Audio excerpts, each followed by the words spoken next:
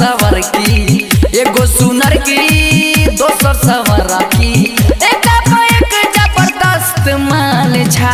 छौड़ी तोर मौसी गए गए, छौड़ी तोर मौसी बड़ी मस्त माल छा। छौड़ी तोर मौसी बड़ी मस्त माल छा। छौड़ी तोर मौसी बड़ी मस्त माल छा। मस्त माल छा। हाई स्कूल सिंगिंग बॉय सागर सुमन। पहली नजर में हमरा प्यार हो ही गेला, तोरा मौसी पर हमर दिल चली गेला, दिल चली गेला। पहली नजर में हमरा प्यार हो ही गेला, तोरा मौसी पर हमर दिल चली गेला। सचो हम कहै छियै बात के पक्का, हमरा से करे रहो नैनो मटका। ढोड़ी कचौड़ी लाग गोरे गे गाल छा। छौड़ी तोर मौसी गए गए, छौड़ी तोर मौसी बड़ी मस्त माल छा। छौड़ी तोर मौसी बड़ी मस्त माल छा।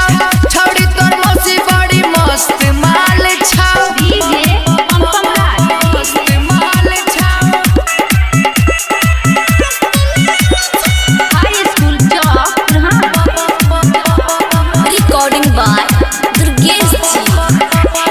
मस्त माल छा। तोरो से नीक तोहर मौसी लागई छा। माल छोटो कृष्णा पम पम कहै छा। तोरो से नीक तोहर मौसी लागई छा। माल छोटो कृष्णा पम पम कहै छा। सागर सुमन के छौड़ी बात तू माने गे, रणधीर राणा के गे छौड़ी तू जाने गे। दुर्गे से चंदन देखी संगम बेहाल छा। छौड़ी तोर मौसी गल गल, छौड़ी तोर मौसी बड़ी मस्त माल छा। छौड़ी तोर मौसी बड़ी मस्त माल छा।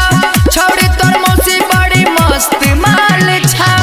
सच में तोहर मौसी हमर होश उड़ाई दे। संगम रिकॉर्डिंग स्टूडियो चकरबनिया।